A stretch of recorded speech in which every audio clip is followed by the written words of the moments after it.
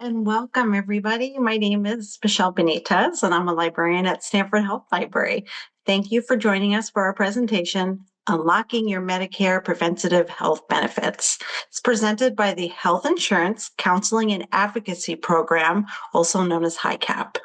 Maha Justi is a volunteer HICAP Medicare counselor and is certified by the California Department of Aging. Maha has been assisting Medicare beneficiaries for the past 16 years with all of their Medicare questions. She is a retired Silicon Valley engineer who enjoys helping seniors and their families navigate complex Medicare issues. Thanks for being with us, Maha. If you have any questions that you'd like to ask and have Maha answer, please enter them in the Q&A boxes, which is at the bottom of your screen. Again, thank you, Maha, and I'll turn it over to you. Welcome, everyone, and thank you for the Stanford Library for hosting us again for another webinar from HICAP. Let me share my screen. Today, I'm going to be discussing Medicare preventive services. But before we get started, I'd like to say a little bit about HICAP. We are a health insurance program.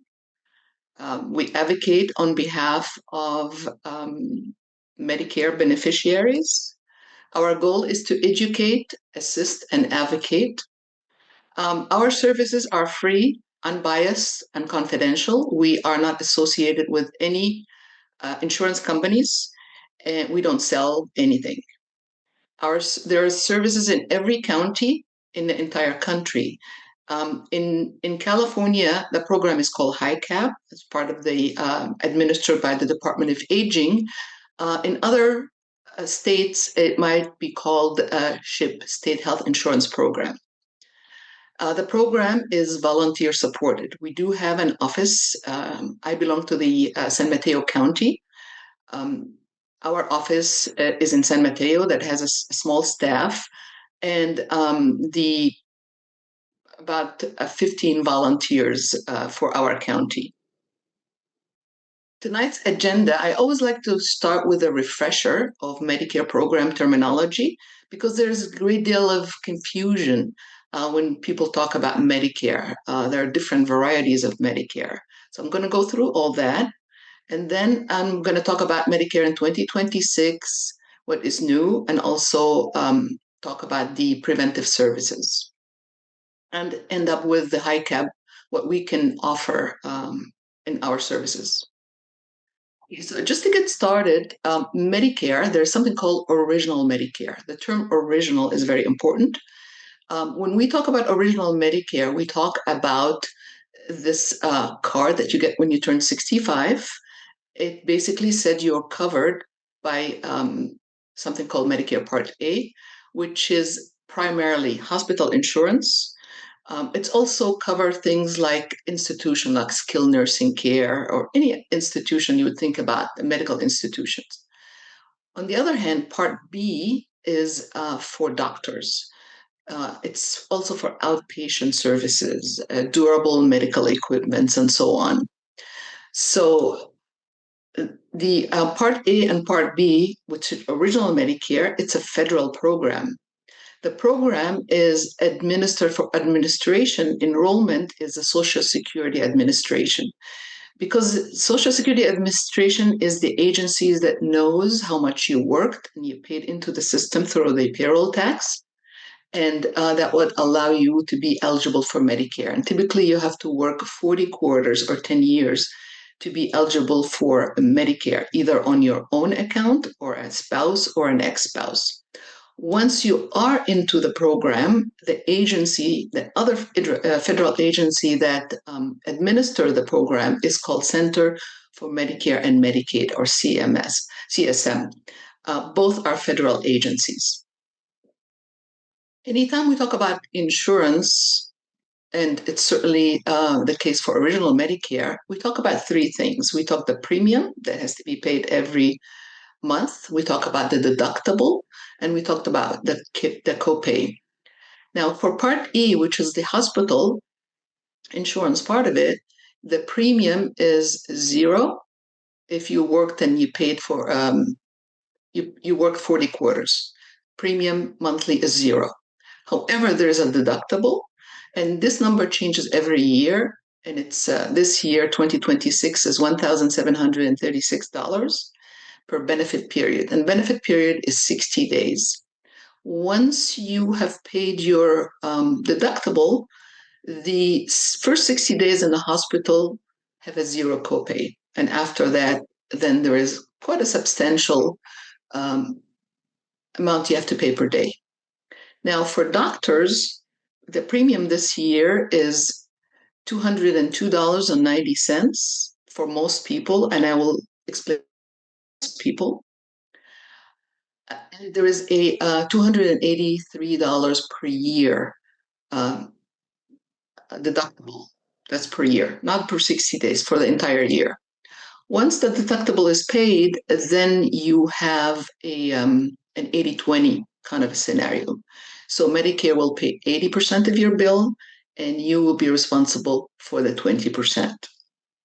20% of what? 20% of the number that the doctor or the medical provider agreed to with Medicare.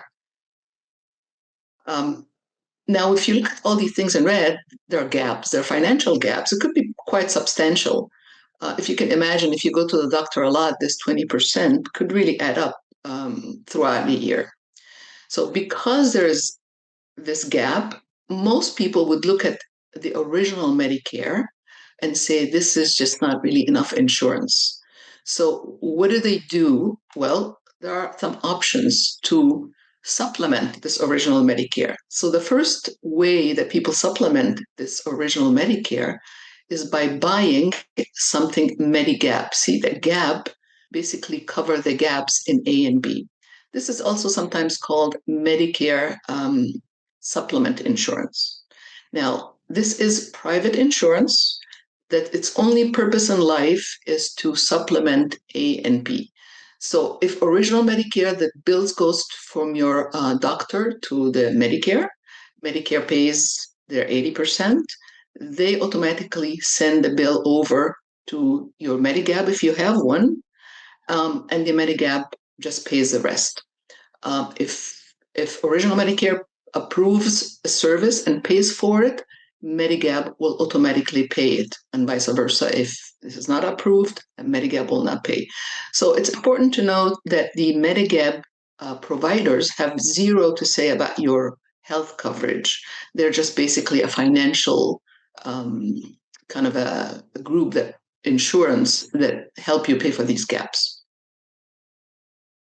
So if you look at this picture, you have a primary insurance, original Medicare, that's run by the federal government, and then you have a supplement that's run by a private company. Although it's run by a private company, but it's subject to rules that are set by the agency that administers Medicare. Now, you look at that and you realize this is still not enough insurance. So what else is missing? So actually, just a quick idea about Medicare supplement, this Medigap. When you buy it from a private company, it comes in different varieties, depending what it is you want it to cover. So if you say, I wanted to cover, let's say here, skilled nursing, then you better have something that has a check mark, because if you buy these two plans, it will not cover skilled nursing. So accordingly, whichever plan you buy, the premium will change as the more benefit you have. Right now, the best plan you can get if you are eligible for Medicare starting 2020 would be Plan G. Think of it G as in gold. If you are eligible for Medicare before 2020, you can get F, which basically you never see a bill. Everything goes from Medicare to that supplement. Okay, so the other missing piece of this coverage is prescription drugs. Prescription drugs is Part D, D as in drugs. Again, this is something that is offered by private companies. And if you have this entire package, then you could really feel comfortable that you have enough insurance. Federal program, private program. Okay, well, is this the only way you get Medicare? Well, there are other ways you can get Medicare. The next way you can get Medicare is by something called Medicare Advantage. Sometimes this is called Part C. And I can tell you right now, it's not part of anything and it's not an advantage or a disadvantage. It's just an alternative. So basically, what happened in this case, private insurance company went to the federal agency and said to them, well, we can save you money. When a beneficiary pays into the program, A and B, give us this money, we'll take that money and we will offer we'll take that person off your hand and we will offer them all in one. That will include prescription drugs, whatever supplement. It just basically all in one. But you have to realize you have transferred, if you sign up for these programs, you have transferred from a quasi-federal and private to a completely private program. Again, it's still managed by Medicare, but it is a private company that's offering this. So, one example of such programs, well, the biggest example is Kaiser. Kaiser is a Medicare Advantage plan. There are also things like Alignment. This is mostly associated with Southern Health. There's also Medicare Advantage from United Healthcare, which is branded by AARP. This year, and actually last year in San Mateo County, United Healthcare Medicare Advantage left the county, but it's still available in Santa Clara. So again, just a quick summary. Part C, which is again not part of anything. It's an all-in-one plan, Medicare Advantage. It's private insurance. It covers hospitals, doctors, medication. It's a typically network-based, and it's your primary and only insurance. There's no primary and secondary. This is the only insurance you have. So why would someone take one over the other? So just very briefly, the Medicare Advantage tend to be regional. So you're basically limited in coverage as far as which doctor and which hospital you go to. It's mostly HMO. Sometimes it's also PPO, but mostly HMO. And you need a primary referral. So if you want to go to a dermatologist, you have to first go to your primary care physician and ask them for a referral. Now, on the other hand, original Medicare, along with the supplement, with or without the supplement, it's a nationwide program. So you could be here, you could be deciding to spend 6 months in Florida. You could just use it exactly the same way as if you were home. You can go to any doctor that accepts Medicare, which is 99% of doctors. It is a fee for service, so it doesn't have a concept of network, prefer or otherwise. And it's self-referral. Self-referral meaning that if you want to go to a dermatologist, you just call up and go to a dermatologist. You don't need a primary care physician. So there is, this is basically the difference between the two. Now, you can get Medicare through an employer. So if you are employed, your company might offer you a retirement plan. Again, that retirement plan can come in two variety. The retirement plan could be a supplement to original Medicare. So basically, your company would say, okay, you sign up for A and B, and we will supplement for prescription drugs. So you don't need to go buy a Medigap or a Part D plan, or we're going to make our own HMO. So this is another way of getting Medicare. So again, as a quick summary, you can have this entire package that offer you a lot of flexibility. You could have this Medicare Advantage all in one. And a lot of people would say, well, it's marketed as it could be cheaper. Well, may not be cheaper if you don't go to any doctors then it would be cheaper because you don't have to pay an extra premium other than what, let's say Senior Advantage is $100 versus a Medigap could be a bit more, 150, maybe even $300. Um, but there's co-payment here, so it might not be cheaper. So you have to look at it case by case. But it's a choice. It's not better or worse. It's really what fits with your lifestyle. Or you can have an employer plan. So the employer plan, again, depending what coverage it is, it might be good or bad. Again, you have to look at it individually.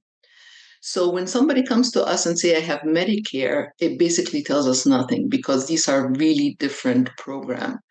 And I hope in this part you have a kind of a feeling and understand which one of those you might have. One important thing by understanding this, you could have this package. If you go to Medicare Advantage or an employer plan and decide to stay on it, like in this case, if you stay on it longer than 12 months, you can go back. You can go back to A and B, but you don't have a federal guarantee to buy a Medigap supplement.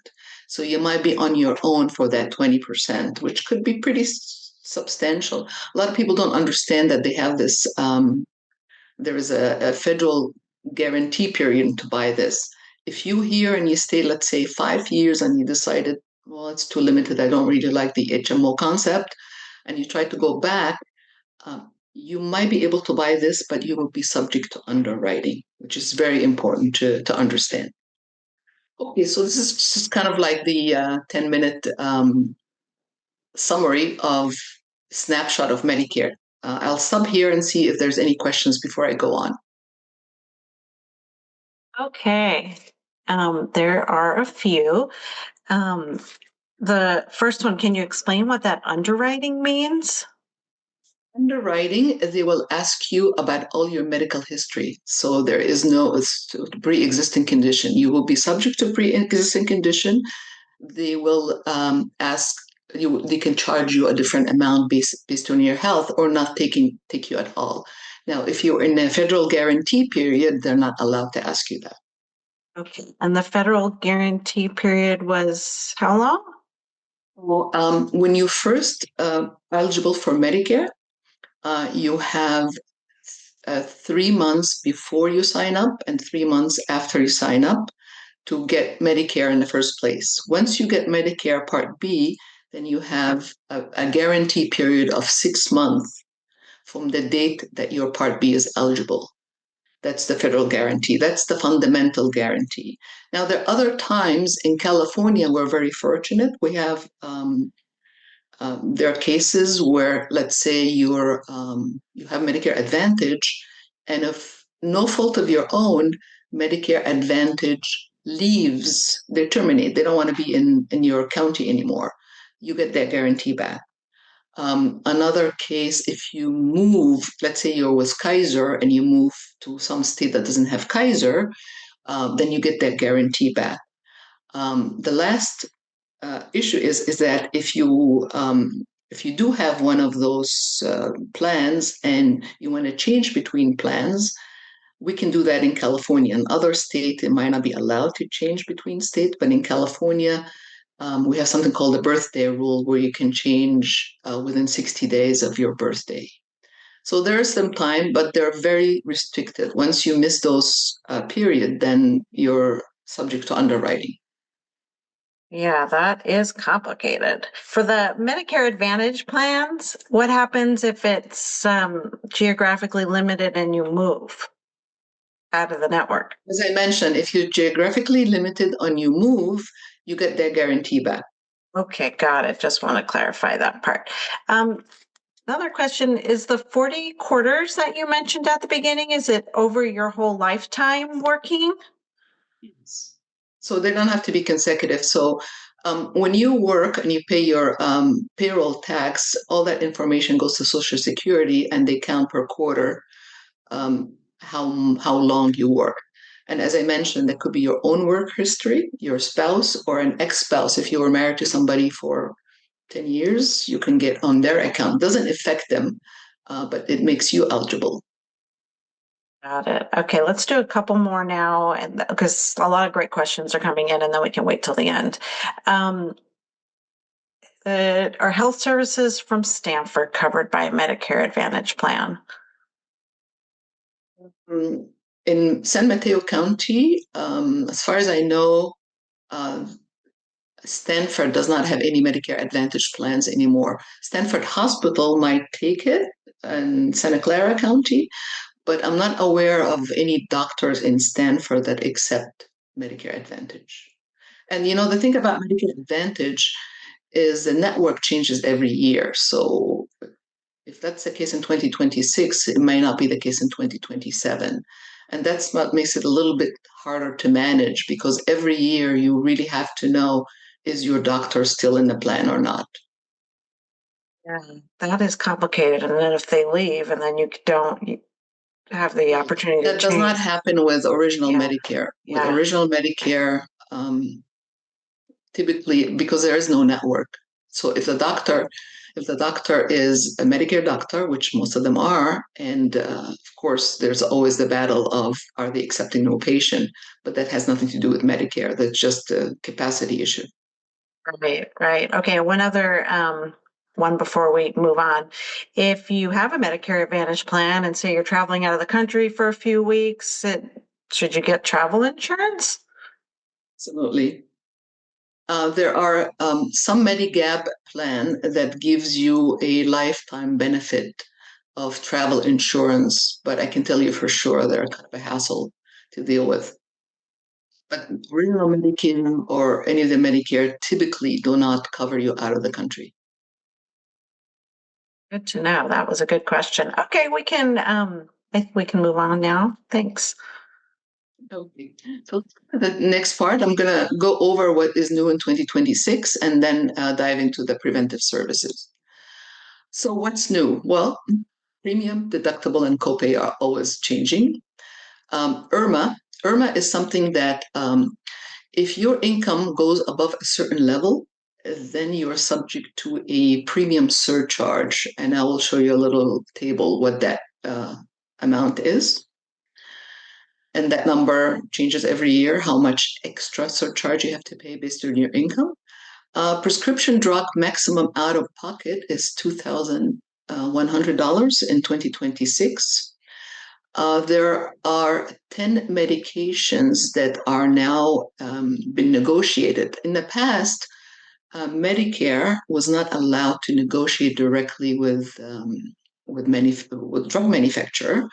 But back in the days of the Inflation Reduction Act and so on, it was possible to start these negotiations, and 10 medication went through, and they're now in effect. Preventive services have been expanded. They're always expanding. So telehealth coverage has been reinstated. It started with COVID, and then it was stopped when there was a government shutdown and the budget was not passed, and it kept going back and forth. Now it's been instated again. And then, of course, there is the HR1, which is fondly known as the Big Beautiful Bill. Okay, so premium, as I mentioned, the premium is 2026 is 202.90, but it's very interesting to see how it changed over the year. 2021, which really wasn't that long ago, was $148. So that's quite a lot over a period of 5 years. Which is a surcharge. So if you're single and your income, modified adjusted gross income, is 109, you will pay the standard premium. If it goes $1 above that, your premium jumps to 289, and so on. And there's a different number for married filing jointly. So it's always I always tell people, look at your tax before the year is over, and if you can do something to make sure you're within these limits, you might save yourself some money. that income they look at, the Social Security looks at your income from the IRS for 2 prior years, from 2 prior years. So your 2026 premium is based on whatever tax return you filed in 2024. And there are cases where you could say, wait a minute, in 2024, I was working, I made a lot of money. Now I'm no longer working. My income in 2026 is nothing like what it was in 2024. Well, there is something called life event. You can go to Social Security when they send you that notice. You can go to them and say, I had a life event, and they ask you what life event. Life event could be divorce. It could be stopping working or reducing your working hours. There's very limited cases. So you're basically appealing that premium they give you. If they give you a premium here, and then you say it was, my income is no longer this, then they can bring you back to this premium. Now, they're not going to do it on their own. You have to appeal it yourself. And they usually send you that premium notice before the year starts. And when the year starts in January, whatever they decide you're eligible for or you need to pay will be in effect. And if you don't go to them until, let's say, June, and they do this adjustment, they're not going to give you that money back. So it's very important to look at that notice and see if you are subject to any life event. And I know that question comes up a lot. Selling your house and getting a huge payment is not a life event, unfortunately. So, okay. I mentioned the Inflation Reduction Act. There's a number of good things that started then. One of them in 2023, vaccine became without a copay, so you can go get vaccination. Also, insulin was limited to $35 a month. In 2024, some extra program came for, depending on your income, that help people pay for their medication. There was also something called a catastrophic phase when you have drug coverage. And during the catastrophic phase, you had to pay 5% of whatever the drug retail price. So you can imagine if somebody's taking a very expensive cancer medication, and that medication is, $30,000, 5% of that is a huge number. That 5% became zero in 2024, which really helped a lot of people. In 2025, they instated the annual maximum out of pocket. It was $2,000. This year, it's $2,100, but that really caps all your prescription drug cost. They also started a program of spreading out that $2,000. You could spread it over the year, so you don't have to pay all in the first month if your medication is expensive. The phases of Part D, the drug program, became also much simpler. You can recall there was something called donut hole and so on that doesn't exist anymore. So just right now it's only 3 phases. First phase is a deductible phase where you basically pay 100% of the medication. And then after that, it's a percentage. And then after that, it goes into a maximum out of pocket, which you pay nothing once you reach that 2,100. The Medicare agency that's responsible for setting the guideline told all these private companies they're not allowed to charge you more than $615 deductible. They could charge you less, but not more. In the initial coverage phase, there is a percentage, for example, 25% of your medication until you pay the 2,100. After that, everything is zero. Okay. Part D, again, is private companies managed by CMS, and your Part D plan is locked for the whole year. So we always tell people, please check before the year start that your medication is and copay is covered, so you don't get surprised when the year starts. The medication could come from Part D, which is things that you pick up at the pharmacy, but also Part B covers some medication, any medication that administered in a medical setting, like if you're getting an injection or infusion at a doctor office, that is covered under Part B of Medicare. Each plan has its own formulary and contracted pharmacies. And it's quite amazing, actually, when you have a medication and you have an insurance and you think, okay, I'm just going to go fill that at Walgreens, because it's an in-network. Well, the insurance company have three categories: something called preferred, something called in-network, something called out-of-network. So in-network is not enough. You have to actually know that this pharmacy is preferred, and it could make a huge difference in your copay, whether you go to an in-network or a preferred pharmacy. Out of network, you're on your own. You have to pay the entire amount. But this is very important. So people come to us and we run through their medication, and they'd say, oh, I'd like to get my medication at Walgreens. And we'd say, okay, here's what you have to pay with Walgreens, but with that insurance. If you go to CVS or Costco, you might save $1,000, and they might be willing to do that. So some people don't know that they have that option. You can always find out this information by a great website, Medicare.gov. You go in there, you ask it what you want, and you find a plan, and you give it your zip code, you enter your medication, and it will tell you all this, what I just told you, whether your pharmacy is preferred or in network and how much you should be paying. The last part I want to go over here with what's new is the One Big Beautiful Bill that was signed in July 2025. It has an enormous impact on Medicaid, which is in California called Medi-Cal, and it also affects Medicare indirectly and directly.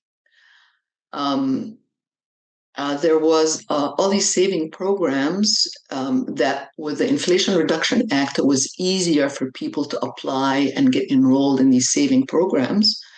All this streamlining has been put on hold until 2035. Big thing here is there was categories of legal visa holders in the U.S. You could be a citizen, you could be a non-citizen, but you have a green card, for example, or you could be you have a legal visa because you were subject of abuse, domestic abuse. So you're completely legal resident of the United States. There were 7 categories. It dropped to 3 categories, and the other 4 kind of dropped out. So this is, for example, people that came, let's say, 30 years ago, worked in the US, paid into the system, but their original visa was, they got it because they were asylum seekers, and their visa was approved. And they got basically our protective status. But all of a sudden, those people will be kicked off Medicare, although they paid for it. And the new people who qualify because they worked 10 years will not be eligible. People kind of conflate altogether. Undocumented people never had qualified for Medicare. So this is not even an issue. This was always the case. So we're talking about legal people that are going to be kicked off Medicare. California and the federal last year had removed the asset limit. They brought it back. So you have to have an asset limit to get to Medi-Cal. If you go to Medi-Cal, every year you have to do a redetermination of benefits to make sure you're still eligible. The new Big Beautiful Bill made it starting 2027, you have to do it every 6 months. Which you can imagine will become a paperwork nightmare for a lot of people. There are other things. I'm not going into the detail. There are some staffing limits for nursing homes ratio that was put on hold. Some other program that was paying for Medi-Cal program was also put on hold. If you are on Medi-Cal, it used to be that you can get retroactive coverage. Now, the retroactive coverage used to be 3 months. For some cases, went to 2 months, and or even 1 month, depending on which version of Medi-Cal. So retroactive is not going to be as generous as it was before. And also starting 2028, people on Medi-Cal or Medicaid will have to have some cost sharing. Last but not least, there's a work requirement. The rules is not out there yet for people on Medi-Cal, but it will be coming out in June 2026. So let's get to preventive services.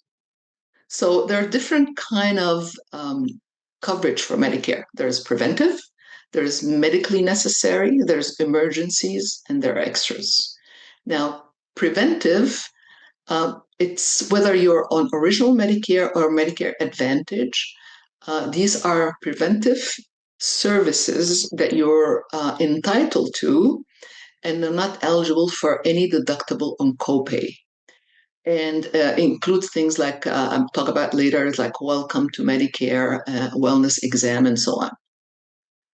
Medically necessary, this is basically not preventive. You're sick, you go to a doctor, and subject to whichever Medicare you have, and it's either original Medicare or Medicare Advantage. If you get denied or you're by your insurance, you have an appeal right. And we can help you with all these appeals. Emergencies, this is if let's say you're a Medicare Advantage, your coverage is regional, but you happen to be traveling in Nevada or in Florida, and you have an emergency, meaning that you ended up in an emergency room. Now, if that happens, your Medicare Advantage will treat you as if you were in the network. So you don't have to worry about getting seriously, like in an accident or something, and being away from your regional. This is not just visiting your doctor because you have a stomach ache. This is really meaning that you are in the emergency room. There's no surprise billing. So they have to treat you as an in-network. They cannot send you a bill after that. Extras, these are extra benefits that your plan might be offering, a membership of a club. This is completely up to the insurance you're at, and it is not something that Medicare dictate in any way. Okay. Preventive services, you have something called, when you first become eligible for Medicare, the first 12 months is something called Welcome to Medicare visit. So it only happened one time in your lifetime, and it's a visit for the first 12 months from your Part B enrollment. So basically, you go to your doctor, primary care physician, they look at your risk assessment, they review your medical and social history, and they basically explain to you what preventive screening is you can get. People sometimes call and say, I want to have a physical. Now, if you do that, if you call and say, I want to have a physical, you're going to get a huge bill because physical, just the preventive physical, is not covered by Medicare. You specifically have to say, I want a welcome to Medicare visit. Once you have done that, and some people don't do it, which is up to you, they have something called, then after that, you have something called annual wellness visit. And again, this is every 12 months. This is not every calendar year. This is basically every 12 months. You get to go back for a preventive visit with your primary care physician. You don't specifically have any problems, but you just want to touch base with your primary care physician. And they kind of outline the prevention plans, give you a cognitive test, do some basic screening. Again, this is not a physical. And obviously, if you're in any of these visits and the doctor feel that you need blood tests and all of that, that's something that can be done following those visits as just part of your Medicare coverage. The part of the Medicare, the preventive care is vaccines. So vaccines that are covered by Part B, you get a flu shot that's not subject to any copay or deductible, pneumonia, hepatitis, COVID. Certain other vaccine if you happen to fall in a certain high risk group. And there's also vaccine that's covered by your drug plan. And these are basically any vaccines that are approved and recommended by the FDA. Okay, now there's then a whole list of preventive care tests under testing and screening. And you could, for example, get things like a notice from your, whether it's Sutter or Stanford, says, it's time for your preventive mammogram and so on. Again, there is no copay, there's no deductible, nothing. So you can have on any of these services completely free. And some of them are set every year. Some of them are set every 2 years. And there's a lot of details. And your primary care physician is really the best person to know. But just know that there are these preventive things that are not subject to any of your deductible. There's also counseling and therapies. There's alcohol misuse and counseling, tobacco use counseling, some behavioral counseling. There is cardiovascular disease, behavioral, and so on. There's just a lot of these different things. And if you ever wonder, you could even look it up on the Medicare.gov website or contact us in Medicare and we can look it up for you.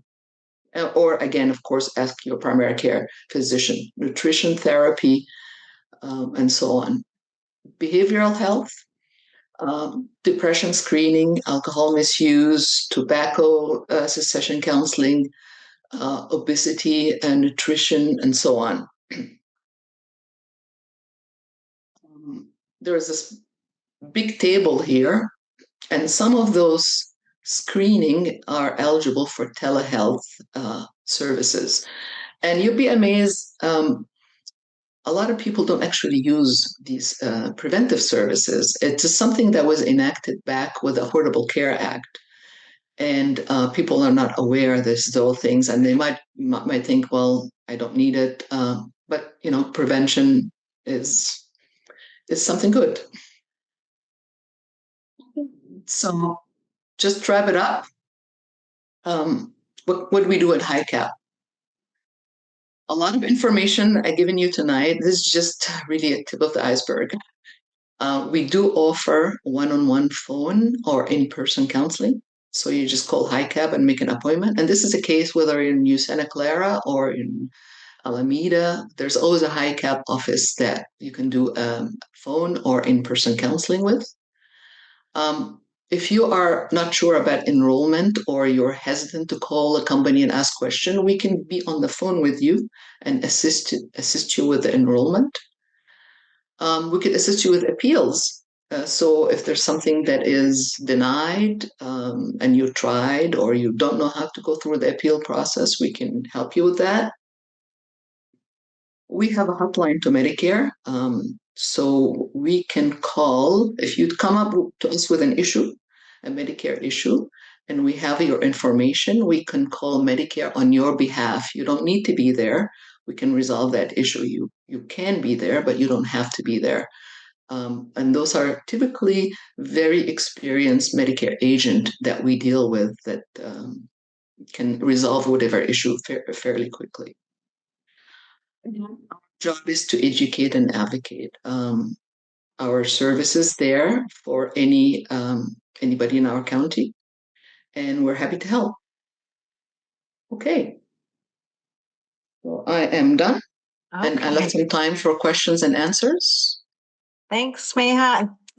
As always, you do an amazing job explaining Medicare to all of us.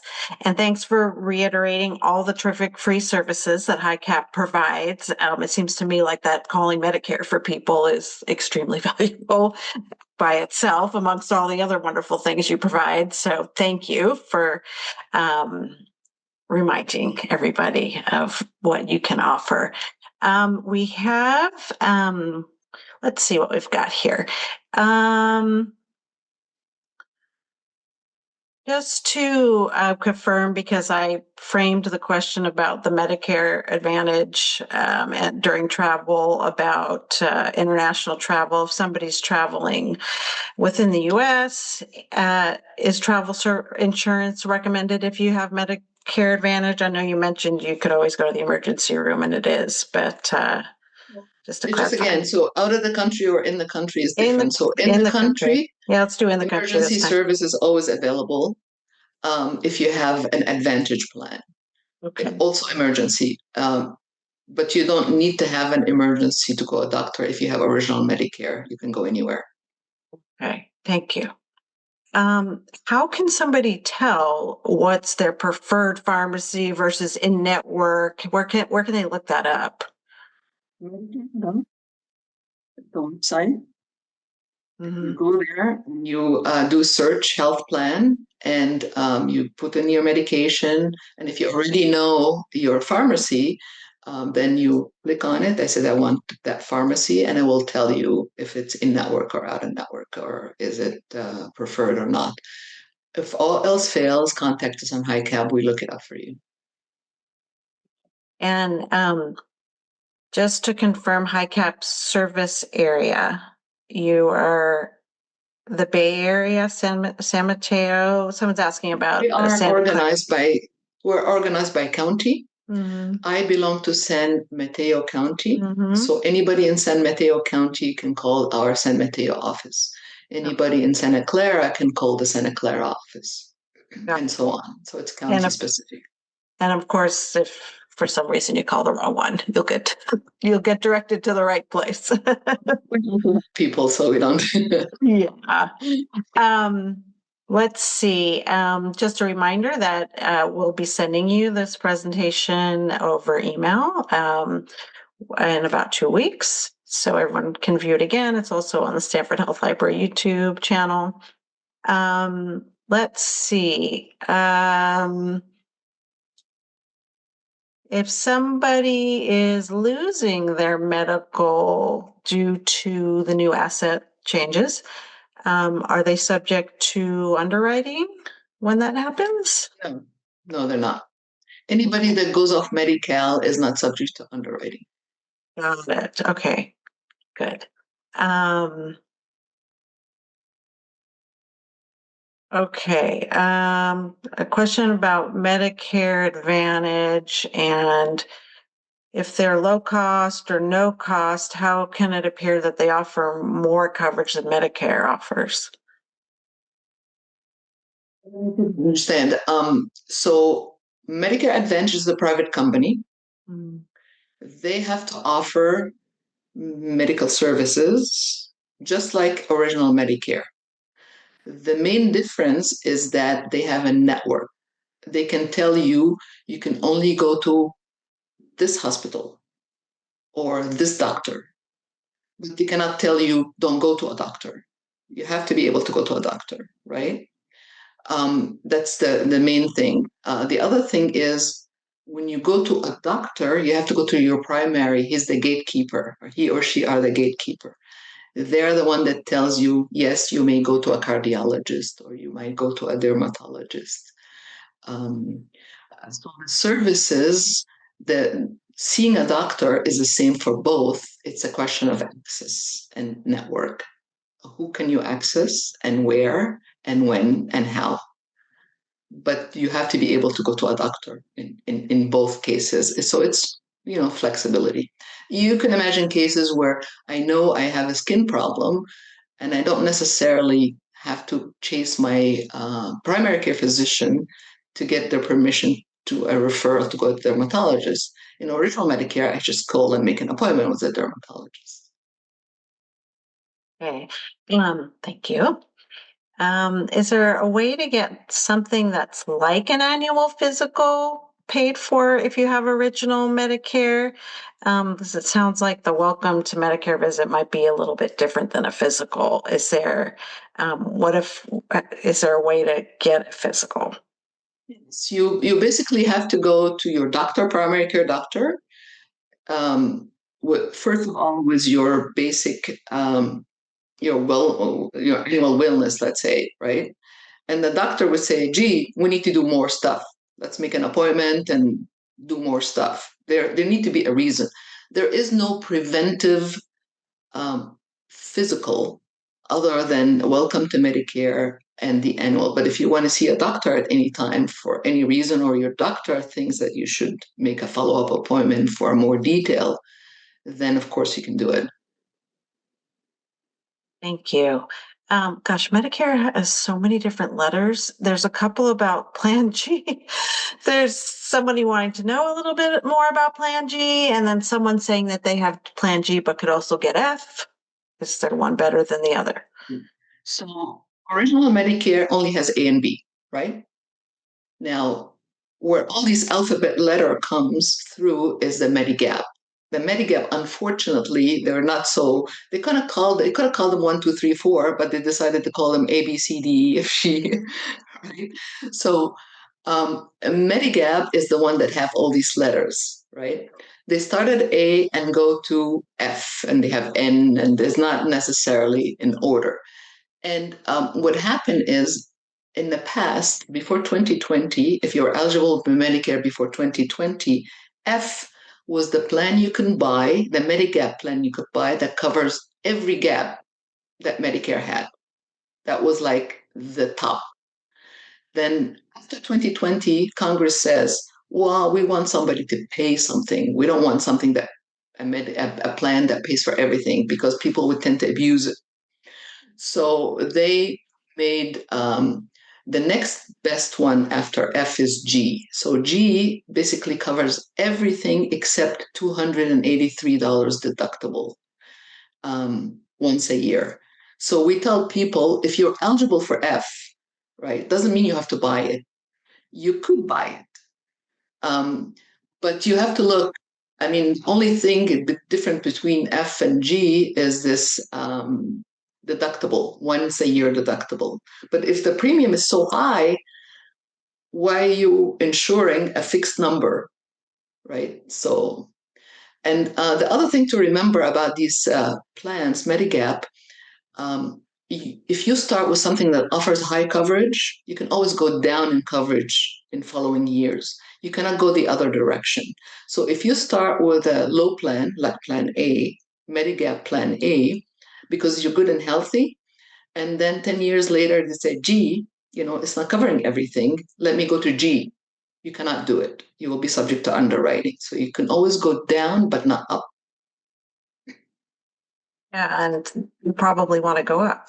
So that sounds They do, but complicated. they're not stupid, because they know you're going up because you're sicker. Yeah. Okay, so you really have to think ahead. Right, exactly. Yeah, yeah. Okay. Thank you. Let's see here. For the maximum out of pocket for drugs, is that 2,100 the same for Medicare Advantage? Do they have that same, or is it that by different? That's totally different. Exactly the same. And Exactly I the should same. Okay. mention also, if you decide to go get medication outside of your insurance, like sometimes GoodRx, that doesn't count toward your 2,100. So the 2,100 are medication you get through your insurance plan. I've had cases recently where somebody says, I have this medication, they went to Safeway, and they asked how much is my copay, and they said, well, it's a preferred pharmacy, and they said it's $90. Oh, then the next question is always should be, and how much is it with GoodRx? And I was told that with GoodRx it was $17. I said, gee, Yeah. we'll get it with GoodRx. Yeah. Yeah. Yeah. That's a good resource. And there's also somebody pointing out that Costco gives member pricing that can be really And low. it's also very important that in the past, pharmacists had a gag order. They were not allowed to volunteer this information. That gag order has been removed, so they can tell you, oh, you could do better if you go. Here's a coupon. Yeah, yeah. Okay, that's good to know. I didn't even know about the gag order. Let's see. Um, I think you've got covered most everything here. Um,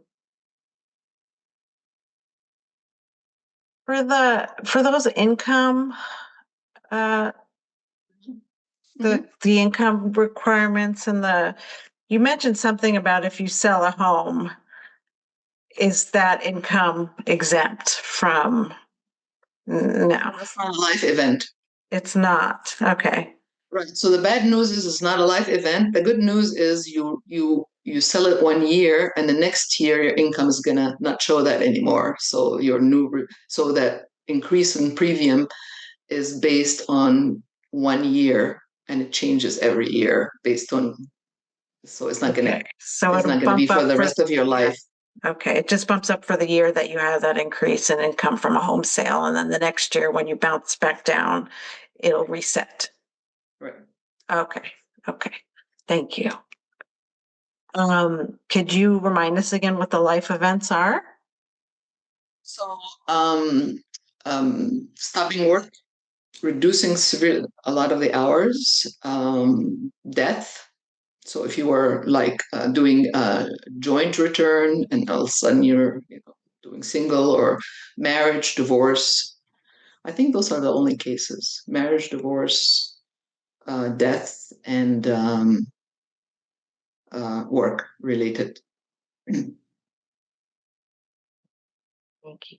Do I you? think if you don't remember it at all, just remember one thing. If you get that notice in October that says your premium is a lot, then think life event and then look it up or ask us. Then we can look it up for you.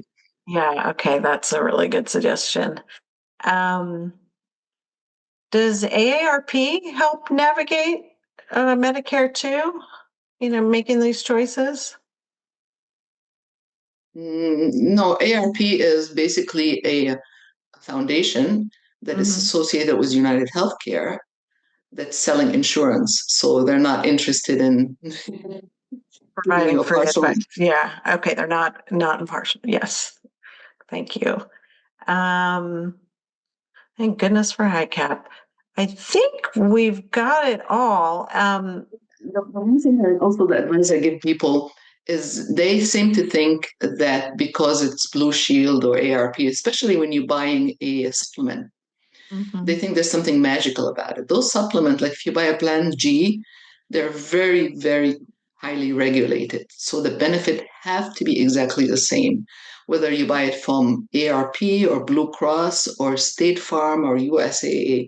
So you have to ask yourself a question. If you're getting the exact same benefit, why are you paying more?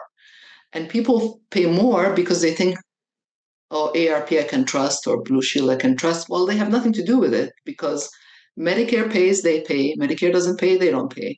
You never even have to talk to them. So That is a very good reminder. I'm glad you added that. the same Um, thing goes for medication. When somebody says my cousin has this company and they're happy with it, we say it's irrelevant because your cousin might not have the same medication you have. So Mhm. it's not the same. Yeah. Um, where it might make a difference is when you do a Medicare Advantage, because one company might have a better network than the other company. Okay. Um, I'll also point out that we have on the Health Library's YouTube account lots of your previous talks, which cover some different things like employer, um, coverage and different things. So I would encourage everybody to also watch some of those because you've got some other excellent talks you've done for us. I'd like to thank you, Meha, so much for joining us. Could you very quickly just flash your high cap slide again? Are you able to do that? Somebody asked to see it again. If not, it will be provided when we send out the talk. Thank you. Um, Awesome. Thanks San again Mateo for being. County. Oh, yeah, go Mhm. ahead. This is just San Mateo County. So if you could just, if you go to any, you Google it, or your county, the numbers will come up. But I think this 800 number could direct you to different counties. Thank you. Thank you, Maha. Thank you, everybody, for joining us tonight. If you have any questions or there's anything we can help you with, please reach out to Stanford Health Library. Thank you, Maha. Everybody, have a great evening.